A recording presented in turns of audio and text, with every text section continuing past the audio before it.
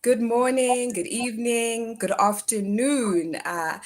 We are back. We are back. We are back. So, in light of Women's Month, we're still celebrating stories of female entrepreneurs in Africa.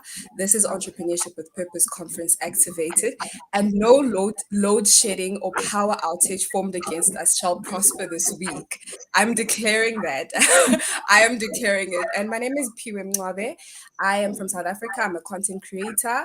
I am a storyteller, strategist, and writer. And today I have such an amazing guest. I'm so excited. I'm so excited. So if you are struggling to access the stream, please head over to our YouTube channel, Piwe Mwabe, as it appears on the screen. And the hashtag to follow is Break the Bias, Amplifying Voices and Authentic Stories.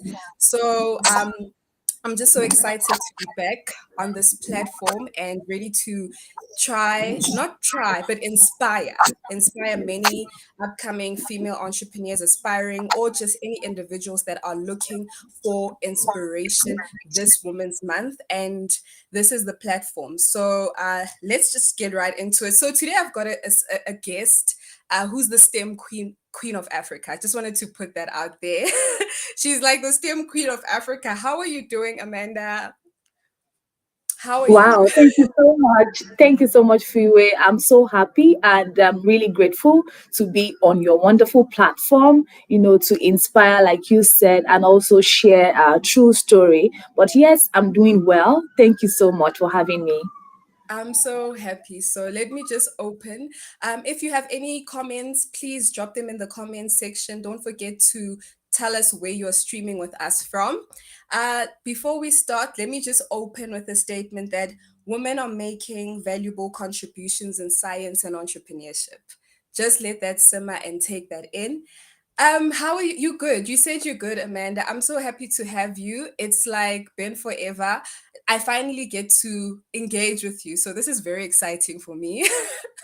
So it's an honor as well. Thank you for taking your time out to come and share, to come and be an inspiration to many young people in the world and in Africa. Just please, can you just let's get right into it. Please, can you just introduce yourself? Who are you? Where are you from? And what do you do? Okay, thank you, Freeway. So, yes, my name is Amanda Obidike. Currently, and I'm Nigerian, presently from Nigeria, although I'm in the USA presently now for a Tech Women Fellowship, which I got because of my work around science and technology.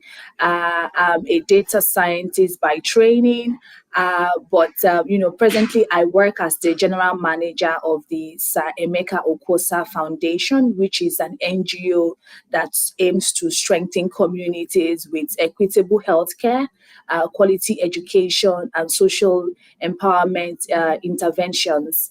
I also have an NGO for myself called STEMi. It's an acronym for Science, Technology, Engineering, Mathematics, and Innovation, where and we're actually across 21 African countries. We aim to train educators, give them resource tools to make subjects like science and engineering very exciting for their students. We also have this mentoring program for young women and girls to ensure that they have access to role models and Africans that are doing amazing in STEM careers and STEM backgrounds.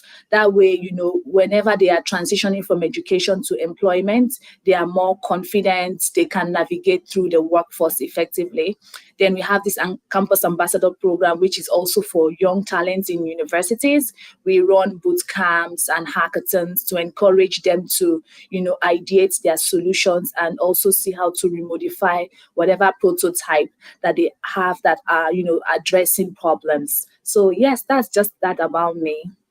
Oh my goodness, what a mouthful. You are doing amazing. I'm inspired. I'm like a fan, so I'm inspired. I'm very inspired by you.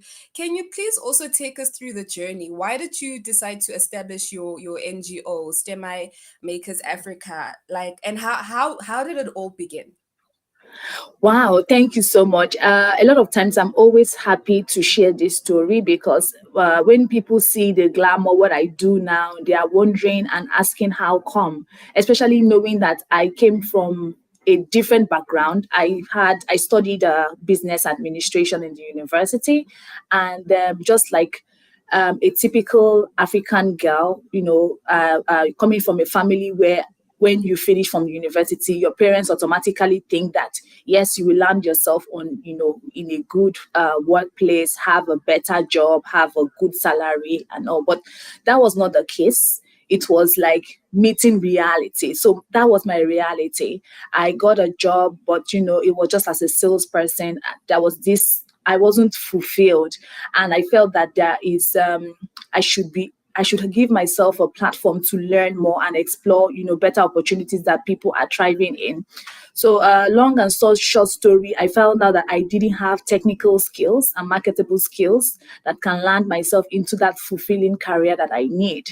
Fast forward to 2018, I got an opportunity from the IBM to be trained on data analytics and business intelligence, and I finished the course and I found out that a lot of people are thriving in, data. But I said, okay, it's not just enough to have this certification and this training and, get myself a better job.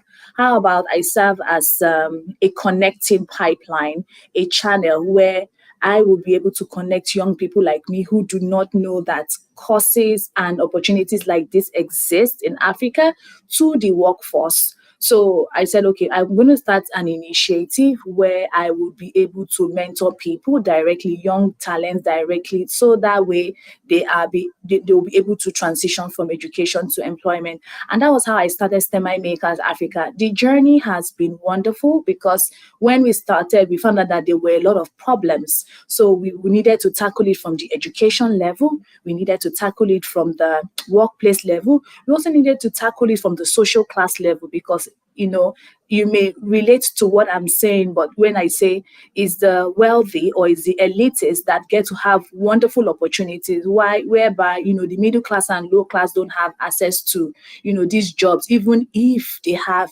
the skills or even if they have the intelligence. So we wanted to bridge that gap, and that's what STEMi Makers Africa has been doing.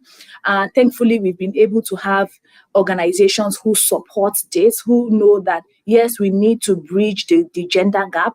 We need to refine our education system. We need to connect these young talents to workplaces. And, initiatives has been run in the sense that we are able to give young people a face and give these educators, because educators somehow are marginalized. A lot of people don't talk about them, but I believe that they are like the master builders to the economy or to a country. It's just like me. I always remember my primary three blue teacher, but I'm still looking forward to meeting him because I know the impact he had on me back in primary school. But overall, the journey has been wonderful. And but I would like to say that a lot of work still needs to be done because organizations need to have this realignment and adjustment to ensure that young people really need to have these marketable skills, whether from the institution or whether from even at a very young age. Amazing. You said a mouthful of very important information. I also like how you spoke about being unfulfilled because I feel like many young people are in careers that are not fulfilling to them. It's because of where we come from. We are told to go to school, get a good income, and yes, the rest of history. What your parents stress when you come from an African home is that you just need to get an education. So sometimes we don't get awarded the opportunity to actually pick what we like. And that's something I feel that we still need to, as the African community, work towards. And you also spoke about that, as much as you established STEMI, you also found that you have multifaceted issues. It's not a STEMI problem. Sometimes it's an education problem, and now you're dealing with.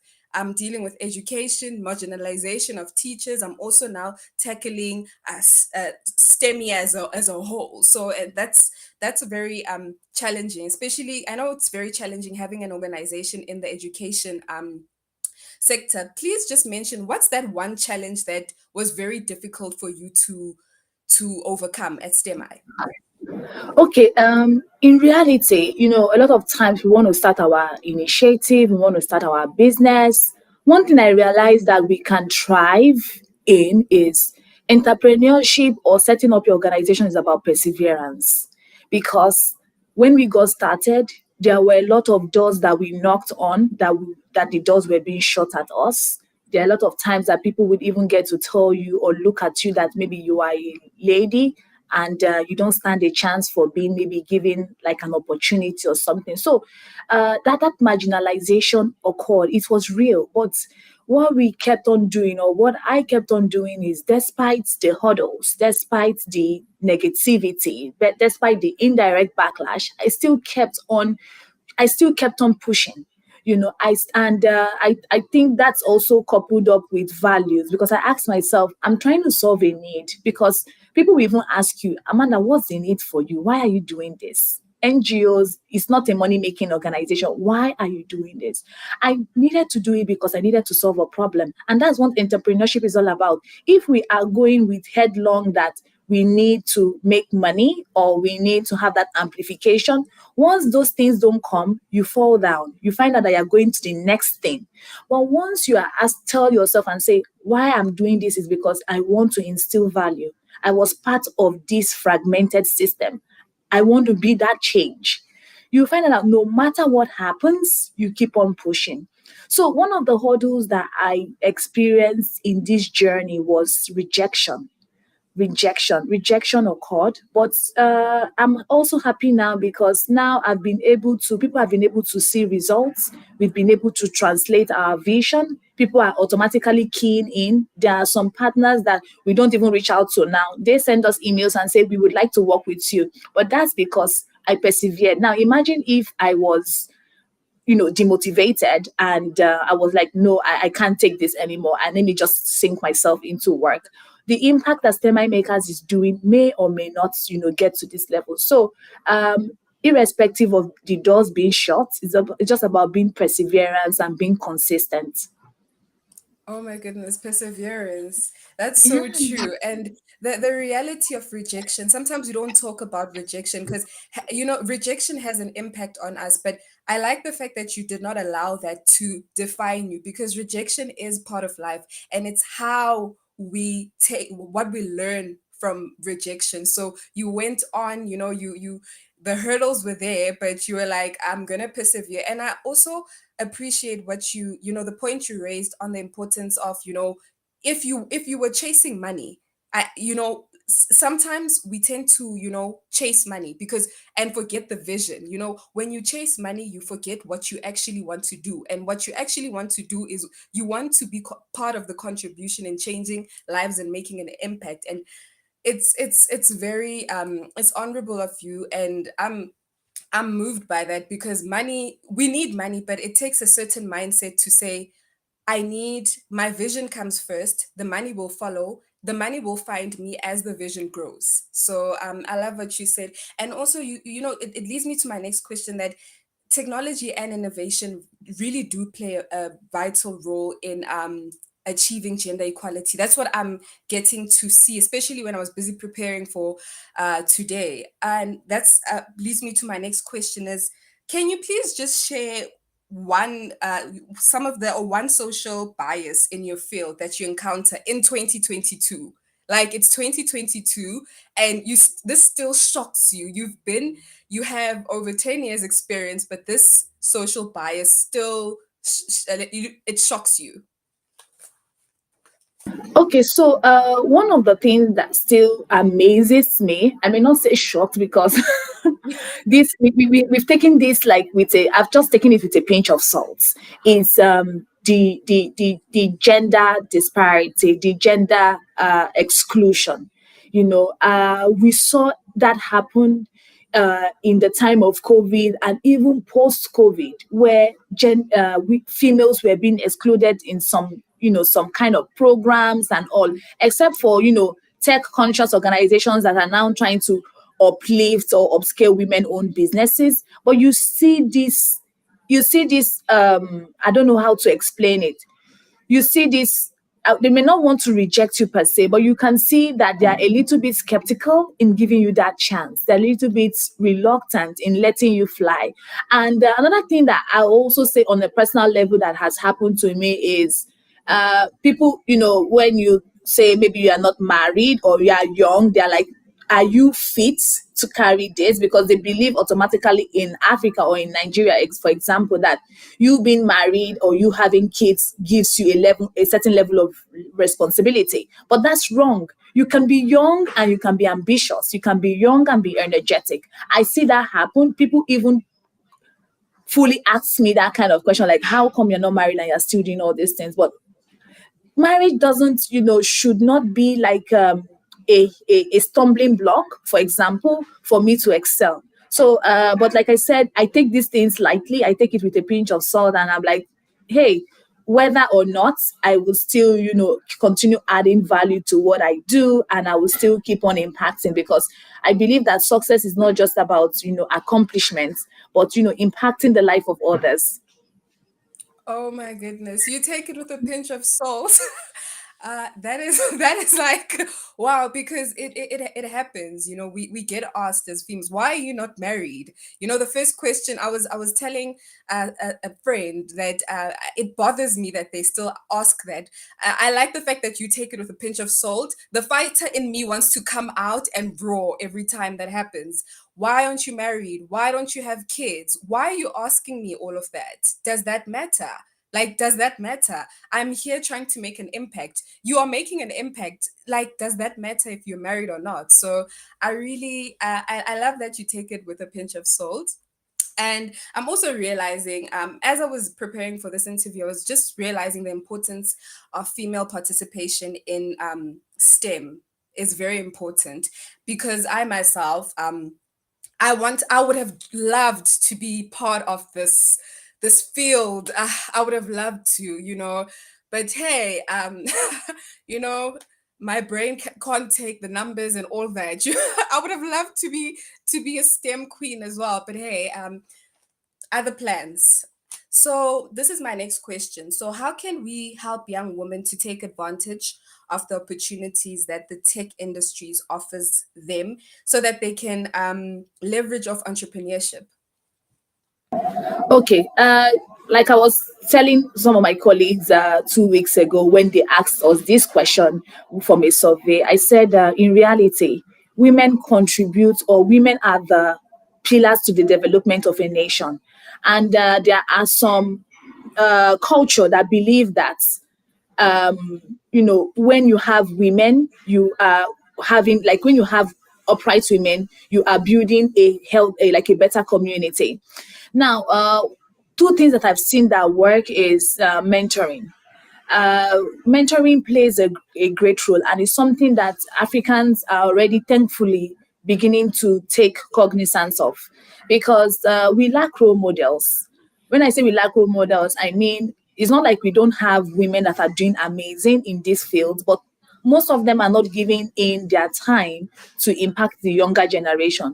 And we're trying to awaken that and say you can still be doing amazing in your 9 to 5 job or in your business, but we can make a commitment to, like, give 2 or 3 hours in a week or in a month to just impact a girl. I've seen this firsthand where I would go to a school, talk to girls, and after the program, all of them are clinging to me and are begging to have my number, to speak with me. And I can't have everyone because I have what I'm doing. You can imagine over 200 girls coming to you. Now, imagine if we had 50 women like me that are going to these different schools and speaking with them. You can commit to mentoring 2 girls, and you never know what you are instilling in them. So what I'm saying is mentoring has played a great role. Even in our Project Congoza program, for example, in a year, we read their feedbacks and we literally cry. They have, some of them have not even seen their mentors. Their mentors are Africans that are Africans in diaspora. So, but just because of they have given them that time, they've given them access to resources, they've given them the confidence. You find out that these ones are emerging doctors, these ones are doing amazing in engineering, and you're just saying, just a year mentoring, and look at the power of what this mentors has, done for the mentees. Then another one that I believe that plays a very key role, apart from mentoring, is trying to see how we can encourage job shadowing and internships. Most times these girls don't have this experience, but they need to have like a foundation, they need to have a bedrock. So I believe this is like on the organization level, where organizations and men can serve as allies in giving these females an opportunity to come and learn, to know what it feels like to be in the marketplace, to know what it feels like to, have that understanding of working with a team, working with different people, understanding culture and all. So I'm just trying to share practical examples of how, we can increase or address the underrepresentation that we have, of women and girls in innovation and STEM. Amazing. I love that you mentioned mentoring because when you look, I also look back. I believe there's certain parts in my life I needed a form of guidance, and there was actually maybe I didn't take myself out there, but there was no opportunity to be guided. And I later in my life realized the importance of mentorship and found myself a mentor. So I love what you said about mentorship and the importance of also job shadowing. I think we tend to take that for granted. Job shadowing has an impact as well.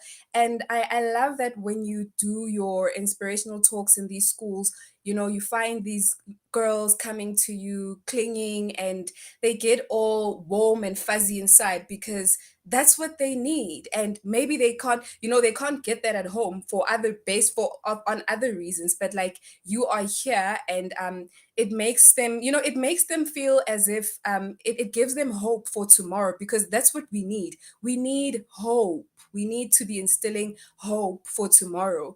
And like you said, coming from the background you came from, you had to take yourself out there to be the person that you are today. Somebody out there needs a bit of inspiration from you, or somebody in STEM out there in this field, to give them that hope, and so that they can draw inspiration from that.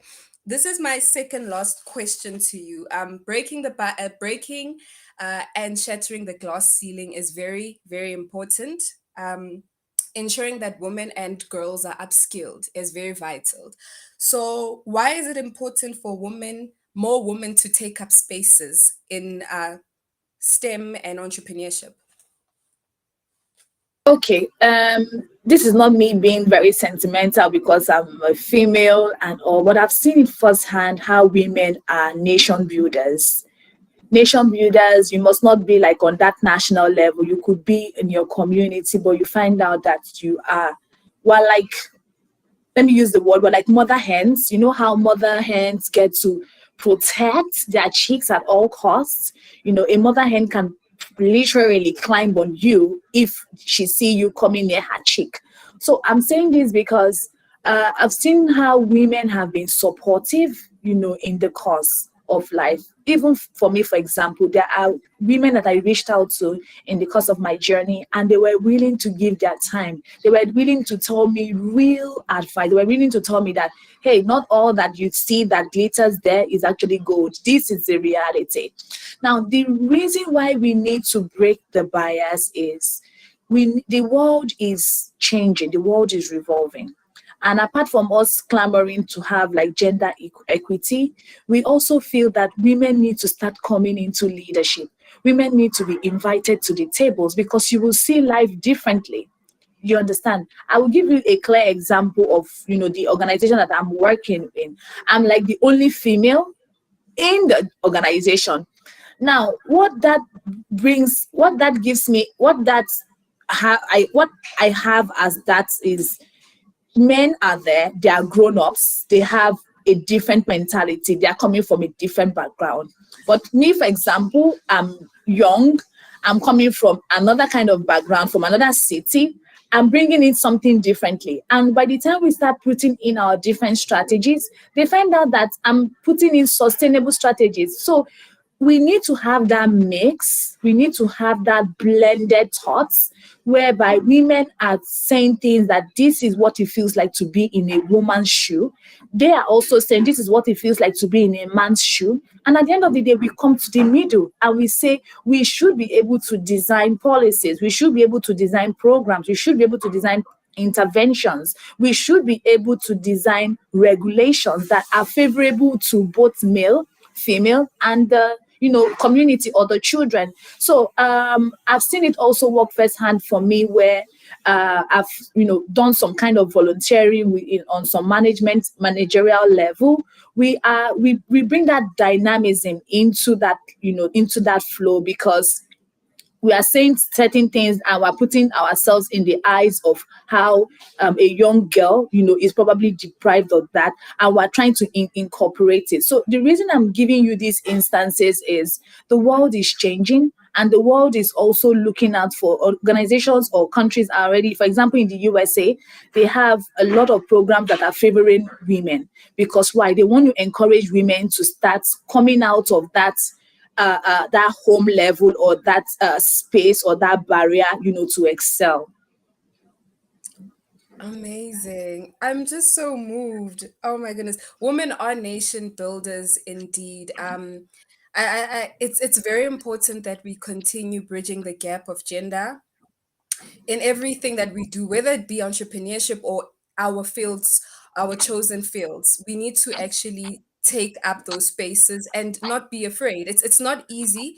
Like you said, you work, you are the only female, and that's something big, because the minute you walk out your house, you always have to tell yourself that you belong there. It's very difficult as a woman these days to actually remind yourself that you belong at that seat and that's on the table.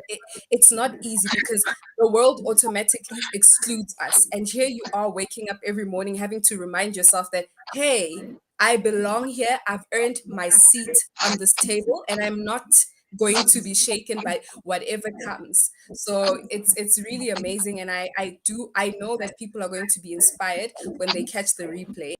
And this is my final question to you. Economy is said to be the world's largest emerging market, with the potential to add $112 trillion to the global GDP by 2025, right? So what words of wisdom can you share to women just by hearing that? It should move women. It should say that we are doing something that is valuable. We are needed. Our contributions do add value. So, what words of wisdom can you share? Yes, I would say the time to excel is now, because now there is this awakening. Just for example, during the International Women's Day on the 8th, Google announced like a huge funding that they would be tailoring particularly to women-owned businesses and initiatives. We are seeing organizations, we are seeing male allies help, in terms of making sure that women also excel amidst whether the social class or whether your culture and all. So what I would say is, today is better than yesterday. Unlike 3 years ago where it was pretty difficult in navigating through, now we have women that are encouraging younger girls to explore wonderful opportunities. And just like you shared the GDP projection, it shows that investing in women is actually very, very productive. And I can tell you firsthand how women owned businesses, for example, or women owned initiatives are already like upskilling, they are doing amazing. And also, one thing that I would tell young people that are aspiring, to identify their way or navigate through is, please start now. Start looking at how to connect to wonderful people who could serve as coaches or as mentors. Now, mentors, I mean, is you don't necessarily need to tell them that you want them to mentor you. You could look at their work, you could go through their social media pages, engage them in content, listen, read, and be open to learning. If you need to be open to learning, I think that's one of the most important things, because if you are not open to learning, you will not be able to sieve or gather the amount of information that you need to excel. Because it's one thing to find yourself in that field, it's another thing to stay in that field. So please reach out to people, connect with wonderful people that you look up to, or that you really find their work inspiring, learn from them, and also take that chance. Apply for opportunities, apply for grants, apply for partnership. Just do it. The door may be not you may the door may be slammed on you the first time, but like I said, keep on persisting, keep on persevering, keep on being consistent at what you do, and you'll be surprised that one day, the whatever your expectations are, will come into fruition. Oh my goodness, I am moved. Be open to learning, be consistent, even when the door is slammed in your face. It's not the end of the world. I also love what you said about read, inform yourself. Like inform yourself, reach out to mentors, whether personally for personal, sit on with like one-on-one engagements or through email. A lot can be done. Just don't sit there and wait for things to happen. That's what I see. We need to break free from waiting for things to happen. Things don't come to us. It does not work like that. You are not going to get something when you just sit in one position and hope that things are going to change. We can't live on hoping. We need to try. The hope comes after the trying. That's what I've learned in life. You try, then you hope that things will end up looking better for you, and you keep the faith. There are hurdles that you're going to encounter, but hurdles don't mean that it's the end. I believe that hurdles mean that what you're doing is alive, but it needs you to keep on working at it. So it's not the end. It's just it's a little mini stumbling block, but it's not that stumbling block for you to stop what you're doing. It's for you to maybe go back, review what you're doing, and maybe ask for help, because I also feel that people don't ask for help. We need to also start asking for help from people who've been there before. Like Amanda said, she reaches out to people, she takes herself out there. Maybe it's time for you as a young person to just take yourself out there.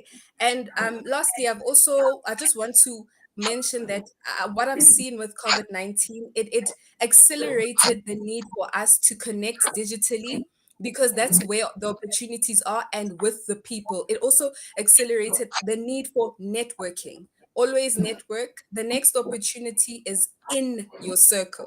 So, Amanda, I thank you so much for your time. Thank you so much for your wisdom, your inspiration.